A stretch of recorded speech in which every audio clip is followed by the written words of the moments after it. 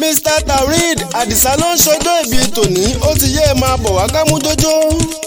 Ó yẹ ká fò sókè kámújójó, ṣẹ́ni Ọlọ́run ti gbéga ní ṣọjọ́ ìbí tòní, ó ti yẹ ẹ jẹ́ ká bó lórí ìrẹ́jọ́ kiri ó lè sùn wá bọ̀. Ó káre Àdìsá, ẹlẹ́rìn ẹ̀yẹ ọkùnrin tí ń dé sí ni bí ogun. Ó ní kèkònà, ó sì ní rámáyé lọ́lá Olúwa, ó ní mọ́yà. Ibi párá là ń bá pa, ibi kìjàkìjà là ń bẹ́kùn. Òjòjò ní ṣajé kó má lè nájà kókó kó kákáká mi bóun ṣàlàrọ̀ tá ń lé. Mr. Taurid Àdìsá, ẹ ti ṣọdún èyí o, lọ́lá Olúwa, ẹ ò ní dẹni ẹ̀dá ń fetí ẹ gọ̀ pé. Ó ti yẹ ẹ jẹ́ ká lọ sójogbo Òròkì ká lọ kó lórí ìrì ọmọ. Ó kárí Òṣogbo ìlú Aró, Òròkì àsálà.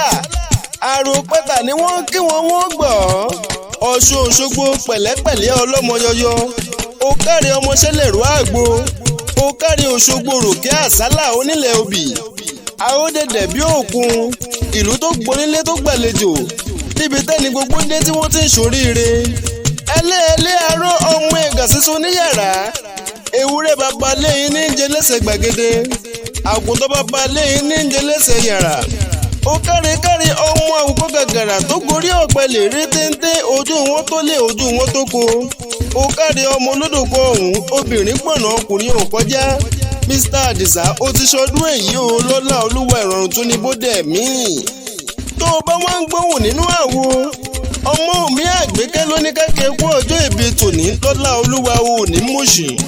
Bí wọ́n bá wá bí ń léèrè wípé talẹ́ni tó ń kọrin ewì yìí, ẹ jẹ́ kó yé wọn pápá Olúwa jí yín ni. Ọ̀dọ́mọdé akéwì gbàlódé táráyé ń wí, àjànàkú tó mi gbó títì láàdì.